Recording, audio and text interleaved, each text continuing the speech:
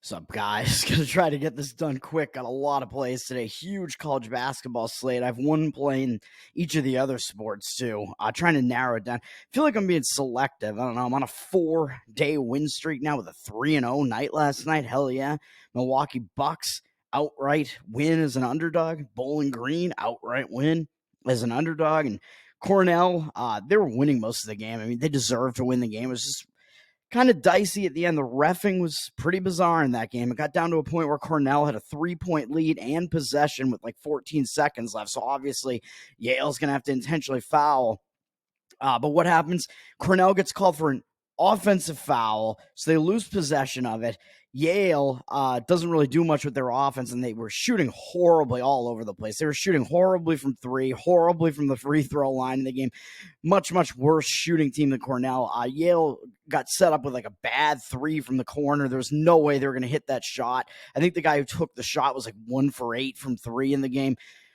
And they call a foul on Cornell on the three. Like, the shot was never going to go in regardless. The guy, like, barely touched him. Was maybe a foul, barely. Like, come on.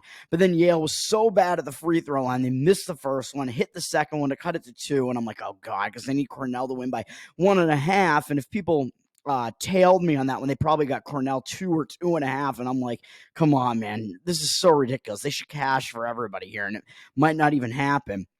Yale misses the third free throw as well, so they miss 2 out of the 3, so it's still a 2-point game. Cornell gets the rebound on it, and I think Cornell had actually lost one of their starters on that foul, too. He fouled out of the game, but I also think Yale, their big man, like, wasn't in the game at that point, and I think it was just because he's not a good shooter, so they didn't have enough timeouts to, like, substitute him back in or something, so he wasn't in, but I don't know if that really mattered, but Cornell got the rebound on the last missed free throw there. But then somehow they don't get the timeout called in time or whatever went on there. Yale tied up possession, and they had possession arrows. So now it's all of a sudden it's a tie-up call with possession going back to Yale again. I'm like, what the hell is going on here? And then I don't even know what even happened after that. I don't even remember. Everything was just getting so ridiculous. I think Yale missed a shot at that point, so it remained a 2-point game. They had to intentionally foul. Cornell hit both free throws to push it to 4. Then that should have been the end of the game. Yale threw up like a pretty bad 3 with almost no time left. It was not even close to going in. But Yale apparently, even though the buzzer sounded, apparently Yale got the rebound off of that miss, and there was a foul under the basket with a half second left. So even though it seemed like the game was over and everybody's like about to celebrate, the refs have to like go, like look at the monitor and call a foul that doesn't even matter unless you're a spread better. And then it actually does. If you had 2.5, that would be brutal. If that's the way you lost that game, a foul that gets called with a half second left, where I don't even think, I don't even know why you would even make that call. I don't even know if there was a foul. It just seemed like the refs were just trying to throw the game to the other side, to Yale. The reffing towards the end of the game was unbelievable. I was getting pissed off, even though at that point, even if Yale makes both free throws, my -1.5 is still going to cover. But if you have 2 and it pushes, or 2.5 and you lose on that, that's just ridiculous. But luckily, Yale was so bad at free throw shooting last night that they missed one of the 2 of those 2 and still lost by 3. The way that game ended was just unbelievable. It was pretty torturous to watch, I would say. Let's move on to today. I hope we can continue with this, man. The college basketball slate is so big today, and I'm trying to narrow it down to just the best, what I think are the best plays here, because it's like you get some teams that are in bad spots. You get some more games that are set up where you have like a home favorite that's an unranked team against a ranked road opponent where I just don't think the situation is good enough for it. So Wake Forest is one of those against Duke. So I do lean to Wake Forest just because that's been like such a money-making angle there. Wake Forest is up to from Pick'em to 2 through the 2 with juice, 56% of the cash on them, 55% of tickets on the other side on Duke. The situation just, I don't think, quite calls for it, but I do lean to the Wake Forest side. I think Ken Baum does have Duke all the way up to the 8th team in the country now, but he has Wake Forest quite underrated at 20th, but he has Duke winning by 1, so it's a little bit too far from the from the line. The power ratings that KenPom has a little bit too far off for comfort, but I do still lean to Wake Forest. And if the situation was a little bit better, I might actually jump in on it. But Duke, I mean, they're coming off crushing Miami, and it is a third straight road game, so the situation isn't exactly good for Duke, for sure. But Wake Forest did play them pretty tough at Duke not very long ago, so maybe that will cause Duke to focus here. Wake Forest is also coming off a blowout win of Pitt, but Pitt sucks. But they are still coming off a nice win. But that broke a loss streak for them. They lost to Duke and Virginia in a couple of tough games. So that might help start some new momentum for Wake Forest. And of course, Wake Forest is going to be ultimately motivated here. I mean, it's Duke coming into your house. You don't need any extra motivation for Duke coming in, but Duke's sitting atop the ACC now. They're ranked 8th in the country. They're Duke. I mean, they have the huge name recognition. Wake Forest is a little brother in the state of North Carolina. Obviously, Wake's going to have motivation, and they lost to Duke, of course, so they're going to have motivation. So I do lean to the Wake Forest side. It's just not quite one that I'm going to be able to get there with, but I do like that one. You got the South Carolina game is another one where you have a road underdog that is the ranked team against a home favorite that is unranked, which is South Carolina at Ole Miss. But I don't like either of these teams. And this is a battle of like the two most overrated teams in the SEC. Ole Miss is actually a little bit public, but they do still have the cash discrepancy up from 3 to 3.5, going through the 3.5 with juice. 74% of the tickets and 74% of the cash. 60% of the tickets. So, and South Carolina, I think, is probably in the somewhat. I don't know if they're in the worst spot. Actually, they came off the bad blow to Auburn, the 40-point loss to Auburn, which ended their huge win streak and kind of gave them a blow that I think hung them over into the game against LSU, where they lost in an upset to LSU as well.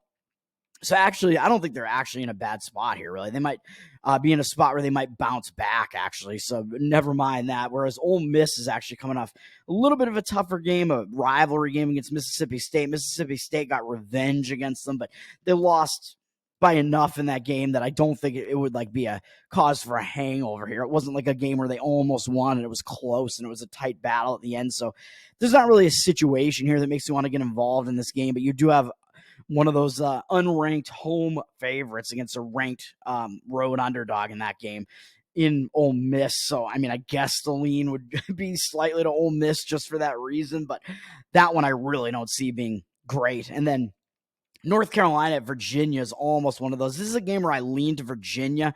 This is a game, it's interesting, the situation that gets set up here. I just can't quite do this one because KenPom, actually, let me see. What does KenPom have with the South Carolina one? Because he has both of those teams so overrated. South Carolina at 55th in the country, Mississippi at 70th. He has Mississippi winning that game by 2. So, yeah, it's a little bit off from where the line is, although not too far. But North Carolina, he has the 10th team in the country and winning at Virginia by 4. He has Virginia pretty overrated, really, way down at 67th. So that Virginia being overrated a bit makes me not want to get involved in this, despite what they did in their last game, although I do still lean to Virginia in this one. North Carolina just came off smashing Virginia Tech, and they do have Miami up next, where Miami gave them a close game a couple games ago, so maybe that's a bigger game just because of the name, but I don't know, because I mean, of course, Virginia has pretty good name recognition too, so this is still kind of a big game for both teams. But North Carolina's coming off a double-digit win over Virginia Tech, whereas Virginia just lost on Monday, a game where I played Virginia Tech. That was one of those unranked home favorite situations there against a ranked opponent that knocked Virginia out of the rankings. Virginia lost that game by 34, man, at Virginia Tech. It was a nice win for me, but I think Virginia is going to turn it back on. And people are going to look at this and say, wait a minute, North Carolina just beat Virginia Tech by 14 or whatever, 15. And Virginia Tech just beat Virginia by 34.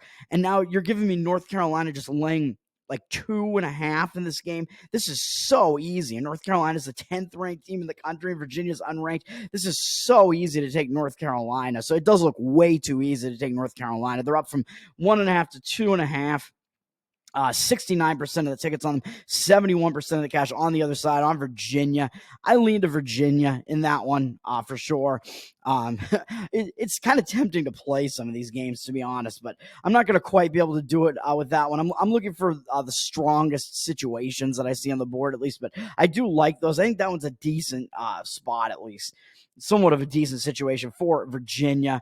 And then Alabama, Kentucky, I'll just mention because it's a big game. Kentucky, of course, I think they're in a bounce back spot because they just lost ugly to LSU in a game where I was on LSU because that was a sandwich spot. Kentucky was coming off the huge road win at Auburn, ending Auburn's great home win streak with all those double-digit home wins, and they had this game up next against Alabama. So I think they overlooked LSU and they got caught, and LSU beat them on a buzzer beater. So Kentucky could be in a bounce back spot here, and Alabama not in the greatest spot, I would say. I mean, they just came off a pretty tough game against Florida that went into overtime. That was a big game, big battle, big win. So I think Kentucky is probably in the better spot here to bounce back. But I do like Alabama. I do still think they're underrated, and Kentucky's still a little bit overrated. So that's the problem that I have with this one. Ken Bum has Alabama winning this game by 2, but the line is Kentucky being a favorite, right? I believe. Kentucky's up to a 3-point favorite from a 1-point favorite. 82% of the tickets, 70% of the cash. So public, but also have the cash discrepancy. So situationally, I do lean to Kentucky. The market seems like it's on Kentucky, but I think the number is not where I would want it to be. It's actually, even though it's through 0, it's actually 5 points off from where Ken Baum has it. So I don't want to quite get involved in that one. And I think both teams are still going to have reason to step it up for that game. So I'll just stay away from that one.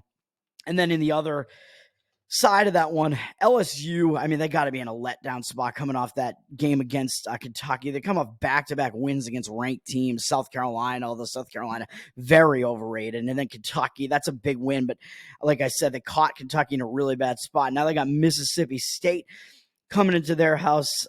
It's a tough spot for LSU there, but I just don't want to lay points on the road with a team with a better record like Mississippi State. As Mississippi State's coming off a big game themselves, beating Ole Miss, getting revenge in the big Mississippi rivalry there, and they have Kentucky and Auburn up next after this. So I don't think it's the best spot for Mississippi State either. So I just don't want to do that one. I don't want to lay 2.5 either with Mississippi State. They're up from 2 to 2.5. I guess if you forced me to pick that one, I would lean to Mississippi State, but I'm just not going to be able to do that one. So Ken Baum has that one at 2.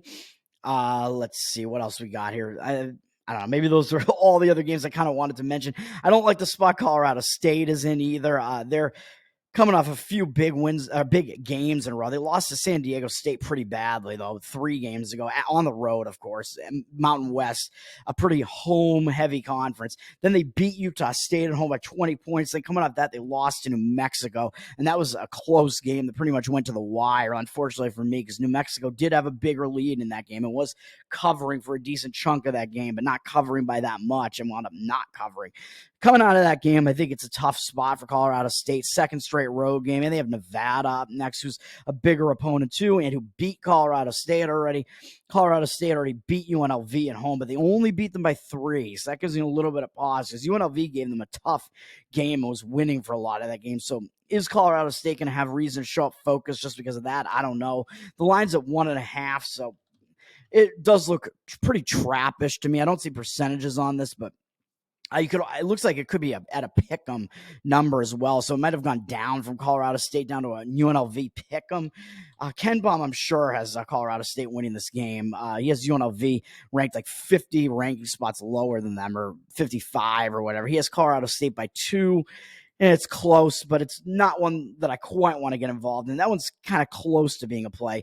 And I will mention Arkansas State. And God, I got to get this done quickly, man. There's so many games to talk about. Arkansas State, they actually rushed the court when they just completed the season sweep against Troy. So that's just one thing to keep in mind. I saw the end of that game. It's kind of crazy that you would rush the court just for beating Troy. It was the third. The team was in third in the conference. And I think Troy's a little bit overrated, but it was a big win for Arkansas State. I guess they, I don't know, it was something historic involved in that win there. I forget exactly what the stat was, but there was something unprecedented about that win. I don't know exactly what it was, but coming off that, sitting around at home, I don't think they're in the best spot against South Alabama.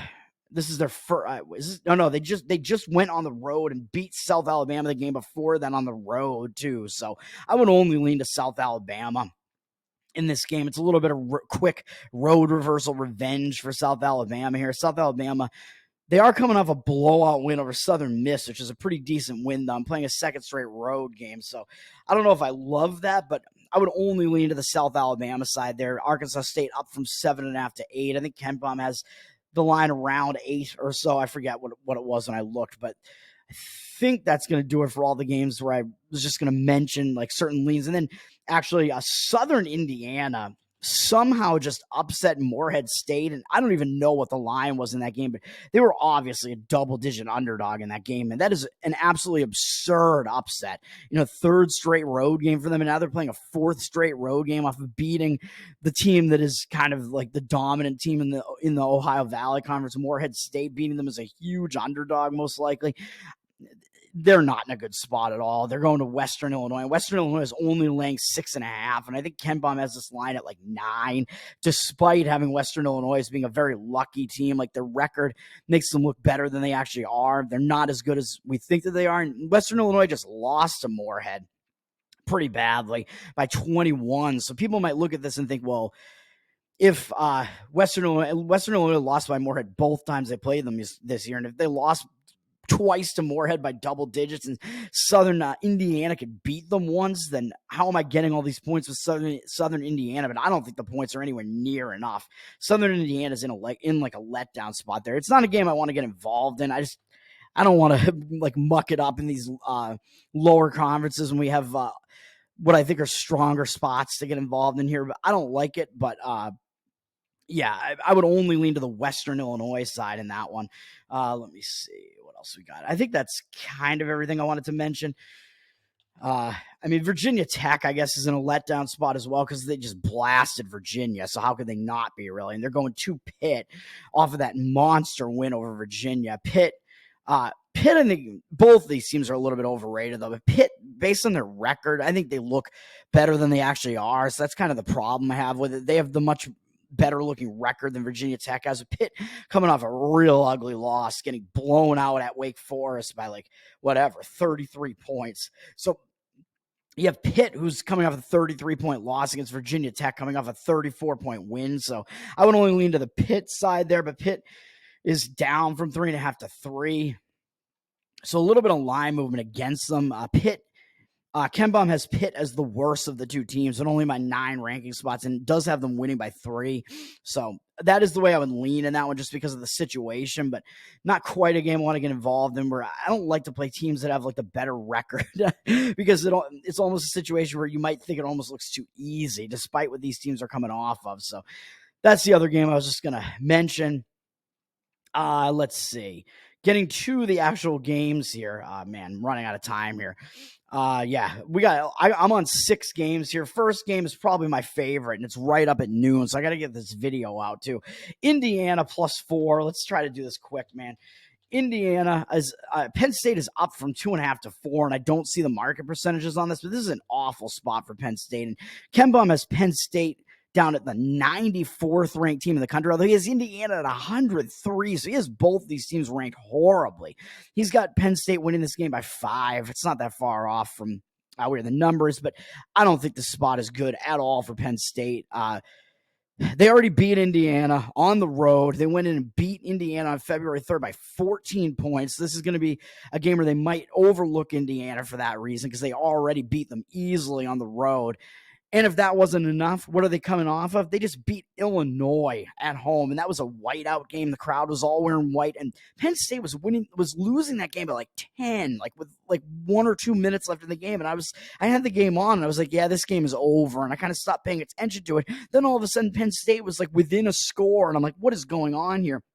And then they actually won the game. They overcame a double-digit deficit in the final couple of minutes to upset Illinois. I think it was an upset. It must have been kind of a mild upset, I guess, because these home teams are pretty strong. But they pulled off the win against team, a ranked Illinois team, rushed the court in a whiteout situation. That's a monster win for Penn State. I believe it's their biggest win of the season, even though they did beat Wisconsin at home too. But that's their biggest win of the year, man. Absolutely insane win, especially with the way they came back. I think that's got to take a lot out of you. You're going to be in a letdown spot, and you're going to be gassed, and you're facing an Indiana team you already crushed on the road by double digits, and you got Iowa up next, who's a bit of a better team than Indiana is. Nothing about the spot makes me want anything to do with Penn State here. I'm on Indiana +4, and Indiana's on a 3-game loss streak, but of course they lost to Purdue. Can't blame them for that. They lost to Northwestern, but it was at home, so that's maybe a game where Indiana should have played a little bit better, but Northwestern's probably going to be a tournament team. They're not a bad team. And then they lost to another tournament team in their previous game against Nebraska, their most recent game, by double digits. So they're going to want to turn it around, man. I think they're going to be focused on Penn State. They're on a 3-game loss streak facing a Penn State team that already beat them in their own house. Indiana +4 is going to be that play. Next up, Kansas State. Let me see. Even though the market looks like it's shifting on this one, the market was indicating on Kansas State, and now it looks like it's not. It looks like they have 56% of the tickets and 55% of the cash, but I don't know if it's going to stay that way. I do think that it's going to move to be indicating on Kansas State again, because the line has moved down from BYU as a 2.5-point favorite all the way down to 1. I wish I could have gotten in on it at 2.5, but I got in on it Kansas State 1.5, where I think that's still a good enough number here, even though Ken Bum has had BYU ranked pretty high all year, and he does have them winning by 3, so it's a little bit dicey. He has BYU at 15th in the country, but Kansas State at 72nd, so BYU way higher, but this is a spot play, man. So even though BYU is underrated and has been like pretty much all year, they are still a ranked team, ranked 25th in the country, and have the way better record over K-State, and they already beat K-State at home. And not only did they beat K-State at home, but that was a game where Kansas State was in a bad spot off the huge win over Kansas. So I laid the points with BYU, and BYU was blowing them out, dude. BYU had the double-digit lead. They probably should have covered, and then somehow they just completely stopped scoring for a crucial stretch in the end, and Kansas State got back into the game a little bit. So, but that game, it was a much easier win for BYU than what the final score looks. So BYU did beat them, I would say, fairly easily at home already. So I think the public, to me, it seems like they're only going to want to be on BYU here, as even though BYU is underrated, they are still the ranked team, and Kansas State's, of course, unranked and hasn't been playing very well, especially as of late. But this is also a sandwich spot for BYU. So not only did BYU beat Kansas State already and beat them, I think, fairly easily, despite what the final score looks, BYU is now coming off a win over Baylor, which is a game I was on where I think BYU was in a nice bounce back spot, and Baylor was in a bad spot, in my opinion, and they had a look ahead to today's game against Houston, which is a huge win where I haven't mentioned that game. That's a big game today where Baylor is only laying Houston's only laying like a couple points on the road there at Baylor. So I don't have a really good read on that one. Like, my handicapping experience would tell me that Baylor would be the side to lean to in the Baylor-Houston game, just because the line makes it look way too easy to take Houston, who's ranked near the top of this. They're ranked as one of the best teams in the country, but they are indeed one of the best teams in the country. And Houston is the way better defensive team than Baylor. So it's not a game I want to get involved in, although my handicapping experience would say that Baylor would be where the lean would be there. But that game I'm just not getting involved in at all. But anyway, BYU just beat Baylor, or I think Baylor did have a little bit of a look ahead to Houston, and BYU was coming off a game against Oklahoma State where they just looked ugly. They lost badly to the worst team one of the worst teams in the Big 12. West Virginia is probably the worst, but the second worst in Oklahoma State. So they were in a total bounce back spot. In the game before that, they had actually blown out UCF at home, but UCF went on some absolutely absurd run near the end to cut the game to like 1 point and only lose by 2, even though BYU was blowing them out of the building for most of the game. So that was crazy. But now it's BYU that's in the bad spot, man. They beat Baylor, huge home win, ranked team. Now they have to go on the road to the Kansas trip, and they go to Kansas State, a team they already beat, and in 3 days they have to go to Kansas, which is a much bigger game. 9th ranked Kansas, so that makes this a sandwich spot. And on the other side of this, Kansas State, they've been playing pretty bad basketball, kind of. They've lost 3 in a row, and they've lost 7 of their last 8 games, with the only win being that big win over Kansas. So people are not going to want anything to do with Kansas State here, man. They lost that game to BYU. Then they lost. They played competitively in their last two games, though, pretty much losing to TCU and then losing to Texas, losing like the whole game, really. Like, I don't think Kansas State ever even had the lead in that game, maybe really early. So it was a wire-to-wire win for Texas, but Kansas State never really went away in the game. They kind of hung around a little bit. So they're playing like competitive basketball. So that kind of tells me that I think this is going to be a competitive game as well. Now we see Kansas State at 62% of the cash, 56% of the tickets, and the line shifting there a little bit. So I like Kansas State taking the points there, plus 1.5, or if you can get even better than that, I would probably do whatever you might be able to get there. Probably won't be able to do better than 1.5, but that's where it is there. Next up, Cincinnati plus 4.5. What do we got here? Plus 5.5. TCU's down from 6.5 to 5.5 in this one. Cincinnati, I kind of like the spot here for Cincinnati. Let me see here, 5.5. Let me jump on this real quick here. Crap, losing it. Sorry about that. I'm trying to get all my plays in order here, but this is going to be a waste of time here almost. Cincinnati plus 5.5. I know this is a bad spot for whoever Cincinnati's playing. Hold on a second. I just got to get on this before the line moves. This is what you got to do, man. Once you see that the number's like, or maybe it'll keep going up to 6, though. It'd be better to get 6. They're playing TCU. I do think that the market is probably indicating on Cincinnati here, because I'll tell you about the spot in a second, but Cincinnati's going to be the play here. Let me see here. Cincinnati, I don't see the percentages on this, but TCU's down from 6 to 5.5. Ken Palm, I think, only has this game in around 4. He's got Cincinnati ranked 42nd, which isn't too bad, and TCU only 32nd. He's got this number at 4. Even though Cincinnati does have Houston up next. Cincinnati's coming off an ugly loss to Oklahoma State, dude, and they only beat UCF by 2 in the game before that. So they have not been playing very good basketball. And they've lost 3 out of their last 4 games, but they lost to Houston and Iowa State, who were probably the 2 best teams in the Big 12. Sorry, Kansas, but I actually think Iowa State's a little bit better, at least in the Ken Palm rankings they are. So you can't fault Cincinnati for those 2 losses, really.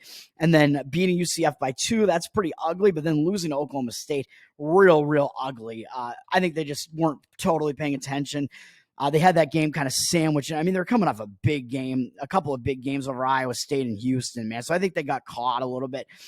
Cincinnati did. Now I think they're going to show up, even though they are new to the Big 12, so it's a road game for a new team to the Big 12. So they are going to an unfamiliar environment, which I think is a little bit bad, but they haven't been that bad on the road this year. So I don't really mind it that much. They've played pretty competitively on the road in the Big 12 this year. Like, they won at BYU. They only lost by 3 at Baylor. They only lost by 5 at Kansas. So Cincinnati's a team that likes to slow it down, and they kind of stay in these games. So that's good. They did lose at West Virginia, which is really bad, real ugly. But that might have been a look ahead, and they won at Texas Tech. And then, like I said, won at UCF, even though it was only by 2. But they've not been too bad on the road, really. They've been competitive in every single one of those games. Really. Like, the biggest road loss in the conference this year was by 5 points. So they've been hanging around in all these games. So I like this for Cincinnati as far from their perspective. I think it's a bounce back spot. It's coming off that real ugly performance. And then TCU, on the other hand, they're coming off a barn burner, man. A second straight road game. They played a barn burner against a ranked Texas Tech team. That was a crazy game that went right down to the wire. Both teams went all out in that game. It's a crazy, it's an in-state rivalry type of game. That's a big game. And then who does TCU have up next? They got Baylor, which is another in-state rivalry game. Even though, yes, TCU did actually lose at Cincinnati this year. So that gives me a little bit of pause. But I think Cincinnati's going to be focused on TCU, man. So that's kind of the main thing here. And even though I don't like the fact that Cincinnati shot 52.5% from the floor and still lost that game, and won the turnover battle and still Cincinnati won the game. Excuse me. Cincinnati won that game. But, yeah, so I don't like that they did have the turnover edge and the shot percentage edge there. So that gives me a little bit of pause there, because Cincinnati did win some of the stats that are kind of less predictable there. And it's like, will that focus TCU because they know they lost to Cincinnati? I'm not sure about that, man, because this is sandwiched in between these Texas games against Texas Tech and Baylor, and they got BYU up after that. So I don't think this is a game where they're going to have total focus here. And Cincinnati, like I said, they're in a bounce back, so coming off such an ugly game. I think they're going to want to show up for a game against TCU like this. So I like Cincinnati in that one. I think it's a sandwich spot for who was I talking about? For TCU, excuse me. So I like Cincinnati there. So I'm on that one. Let me see. And then up next, got to get this done quickly. This is bad. We have so many plays here. UCF at a pick'em. What do we got with UCF here? Let me see. Central Florida. Yeah. UCF is up to -1 now. It looks like they flipped favorites from a 2.5 point dog to a 1 point favorite going through the pick'em. I got them at pick'em. This is a game where it just meets the criteria of being a home favorite now who's unranked against a ranked road underdog now, because Texas Tech is just in the rankings at 23, and now UCF has just flipped to the favorite, so it just meets that criteria now, making it one of those weird strong plays where you have a home favorite that's unranked against a ranked road opponent. So this qualifies, man. Texas Tech's coming off that barn burner that I just mentioned against TCU. They're coming off 3 big games in a row where they blasted Kansas. Then they went on the road, had a pretty tough game against Iowa State and just lost that game by 8. A couple of tough opponents. Then they had another big game against in-state rival TCU. And they're in a Texas sandwich, just like TCU is coming off that game. Now they have to go to UCF, where they have not played this year. UCF new to the Big 12, so these Big 12 teams are not used to going to UCF. So that makes it a weird spot. Some of these teams have got caught having to go to UCF there, and they have Texas up next, even though Texas is not been as good as of late and dropped out of the rankings. It's still Texas, man. I mean, there's still the team that won the Big 12 tournament last year. There's still Texas, huge name team. They're still probably going to make the tournament this year, I would say, as long as they don't like continue playing like total ass for the rest of the year. I still think they're probably going to wind up being in the tournament. That's a much bigger game than this. And Texas Tech already beat UCF at home by 7. So I think there are a lot of reasons where they might just overlook this UCF team here. So I like UCF in this one. UCF, even though Ken Baum has them way, way low in the standings at 73, and he has Texas Tech all the way up at 25. He does have Texas Tech winning this game by 2, so that's a little bit off from where it is, but I like it at a pick'em. At -1, maybe it gets a little dicey, but UCF is also one of the slowest paced teams in the country, man. They play at a pace 342nd in the country, whereas Texas Tech wants to play way faster at 108. So UCF at home, I think they like to ugly it up. They like to frustrate these teams like this. UCF, the much, much slower paced team. So that makes me like this even more, really, for UCF here. So I'm going to do it. I'm going to be on UCF at the pick'em price. Oh, God, I got to speed this up, man. I hope I don't get this into a situation where it's going to be, oh my God, where I'm going to run out of time here. What else we got here? We got Cal Baptist plus 5.5. Let's do that one too. Let me see here where we got California Baptist or plus 6, I guess. Tarleton State's down from 7 to 6. We'll see what we can do about that one. Tarleton State is in a terrible spot, dude. They just pulled off like a win of the year type of thing against Grand Canyon, and they've just been playing out of their minds. They've been winning all these games I don't think they should win. They've won 7 in a row or something, pulling off these wins as underdogs that really I just think they have no business winning. It's just insane. Ken Baum it's at the point where now Ken Baum has them as the number 1 luckiest team in the country, Tarleton State. He has them down at 147th, although they've actually moved up, but he has them as the number 1 luckiest team in the country.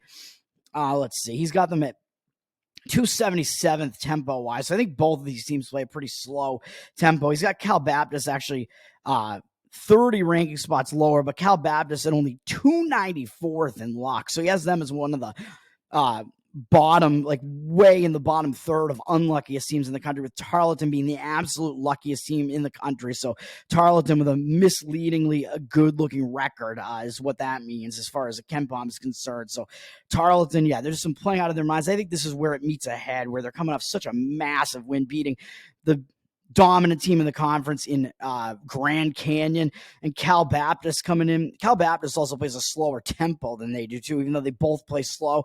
Cal Baptist plays even slower.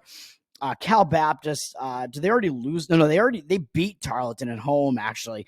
So I don't know if it's going to set up any sort of revenge angle for Tarleton. I think revenge is just overrated, really. But Cal Baptist is coming off 4 straight losses, and I told you they were in a bad spot against Abilene Christian in their previous game. They got caught because that was sandwiched in between Grand Canyon and this game against Tarleton. So I think they got caught in the hangover spot off the close loss to Grand Canyon and maybe looking ahead to this one too. So I like Cal Baptist kind of muddy this up, even though it is at Tarleton State. Tarleton State doesn't play that much faster than they do. So that means that it could be a game that's still in Cal Baptist kind of preferred ugly pace range, which also is conducive to an underdog covering. It looks like the line is ticked down. I don't see the percentages on this yet, but Cal Baptist +6 is going to be the play. I think it's a huge letdown for Tarleton. Oh my God, I got to get this done quick. Maybe I'll switch over to another video just for the other two. Finishing college basketball, Arizona State +5.5. This is the one that I like the least out of all of them. But they have 80% of the tickets on them, but 53% the cash. But 53% of the tickets over on the other side on Washington State. Of course, Washington State's going to be public. This line looks like it's moved up from 4 to 5. It was at 5.5. I was able to grab 5.5 with Arizona State. This is simple, pretty much. Even though Arizona State, both of these teams play the other night on Thursday night, but Arizona State at least played the less late game. Their game finished on the Pac-12 network. They were the earlier game before the latest game, which was the Washington State-Arizona game. Arizona State did play a barn burner that went into overtime. That's true. They made a huge comeback. They were getting absolutely annihilated by Washington, and Bobby Hurley switched up their lineup, put all their backups in to try to fire up their starters, saying, "You guys suck. I'm putting all your backups in," and the team really responded to it. So that actually makes me like Arizona State more, because Bobby Hurley, he lit a fire under their ass, man. So even though they put in a lot of effort to come back in that game and fell just short, that shows me something. I think they're going to be focused again with a ranked team that's been playing real good basketball recently. Washington State coming into their house. I think they're going to be still fired up for this one, as much as you might think that might be a letdown spot coming off the game against Washington. I don't think it really will be. Washington's not one of the better teams in the conference, really. And I think Arizona State showed something. Not going away, not packing it in after they were getting absolutely annihilated on their own floor. They got the fire lit under their ass and played real good basketball in the later half of that game and erased a giant deficit in that game of 20-something points, came all the way back and had chances to win that game. So I actually like that aspect of it, whereas Washington State played the later game, the game that went the latest, I think, on the entire college basketball slate on Thursday. So 2 days ago, and they're now playing a second straight road game. And of course, I mentioned, what did they do in that game? They went into Arizona and beat Arizona as 13.5-point underdogs. They played a great game. It was like a close game pretty much the whole way. They beat Arizona as giant underdogs and dealt Arizona their first loss of the season at home. And now not only that, but Washington State leaped them to get into first place in the Pac-12. Something's got to give, man. Washington State, they're good. They're going to be a tournament team at this point, but they are not as good as Arizona, not even close. Arizona, KenPom has them ranked a top 4 team in the country. He's got Washington State down at 30th, even though he has Arizona State terrible at 121. But I think this is just a major, major letdown spot for Washington State, and maybe they won't pay that much attention to Arizona State, who's one of the worst teams in the conference, with USC up next. So USC also one of the worst teams in the conference, so I don't know about that, but I just think this is a simple, major letdown spot for Washington State, and I kind of think Arizona State's going to show up again, and it's a second straight road game. These teams having to do the Arizona leg here, it's tough to have max effort like that in both of those 2 games, especially when you're coming off of just a monster upset like that. So Arizona State +5.5. Moving to the NBA, one play. It's a short NBA slate. I do kind of lean against the Orlando Magic at the Detroit Pistons, because the Magic came out of the break and they've played some good basketball their last couple of games. I think they just beat the Cleveland Cavs or something. They had a nice win, so they could be in a letdown spot, but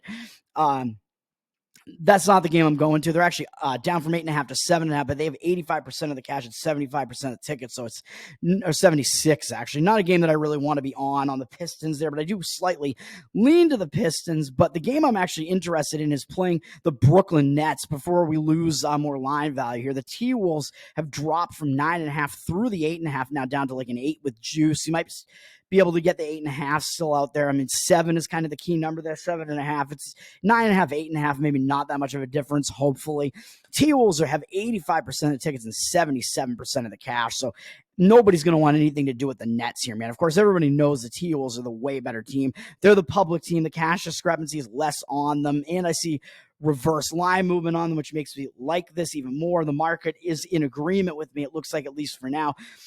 The spot is also, this is a spot where I want to go against Minnesota, man, even though I wish they had something bigger up next. They don't really. They have a game against the Spurs up next. That's not a bigger game, really, but they played last night, and now they're in a back-to-back, and that was a pretty tough game against Milwaukee, where I won on Milwaukee. Milwaukee actually was able to play a good game for once, start maybe turning it around in the Doc Rivers era. Big game for Milwaukee, so I might look to go against Milwaukee in whatever their next game is too. But Minnesota now having to turn around off that big game against Milwaukee with no time off. That's not good, man. A back-to-back coming off a big game like that. I think that was the game they put in like a full effort in that game, even though they did have the All-Star break prior to that coming into that game. But still, I don't like the spot for them here. Brooklyn has one day off, which I think is better because they've played one game since coming out of the All-Star break. And I like what they've done in their last couple of games before the All-Star break. Going into it, they lost by 50 to Boston. And then coming out of the All-Star break, they lost by 28 at Toronto.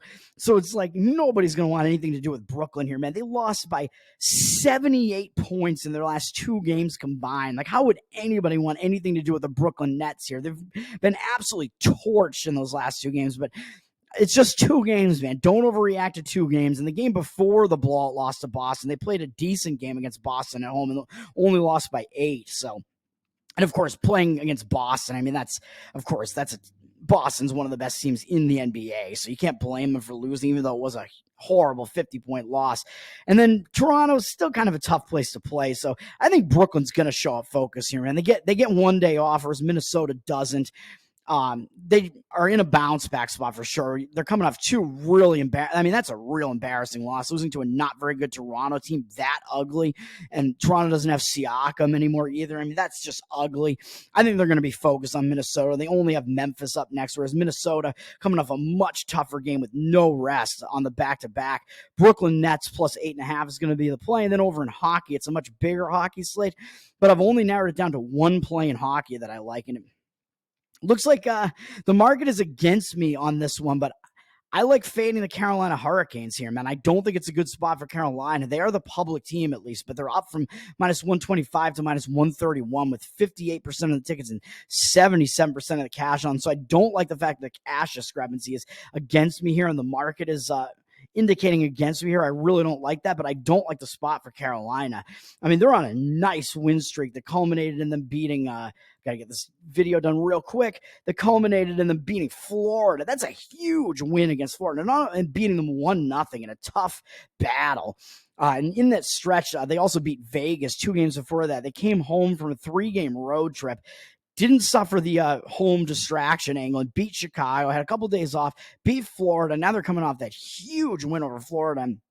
And they did lose to Dallas on the road trip. That is true. Dallas is a good team that did just beat them. That's true. But I just think it's a letdown spot, man. And beating Florida is even bigger because Florida is the team that eliminated them from the playoffs last year in the Eastern Conference Finals. And Carolina had not beaten Florida this year, I'm pretty sure. They'd only played them once prior to that this year, and they lost. So that's a huge win. You get revenge for getting eliminated in the Eastern Conference Finals last year. I think that's one of the only situations where revenge actually matters. So I think it's a letdown spot that Carolina's in. And for Dallas, they're on an ugly stretch where they've lost 4 games in a row, but they lost to Edmonton, Boston, and the Rangers. I mean, you can't blame them for losing any of those games to good teams. And the first 2 of those were overtime and shootout games. And now they have a day off, although so does Carolina. I think both teams have a day off. But coming off their last game, they lost real ugly to Ottawa, which I think was maybe a sandwich spot between the Rangers and Carolina. So maybe they weren't paying attention to Ottawa really, and they got caught.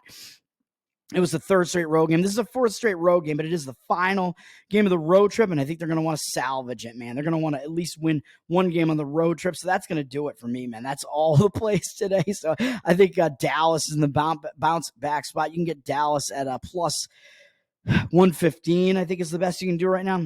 That's going to do it for me, man. No recap because I got to kill this video, get it out, and college basketball starts in like an hour. Let's hope we have a good day today. Let's keep this train running. We've been good the last 4 days, so let's go. Peace.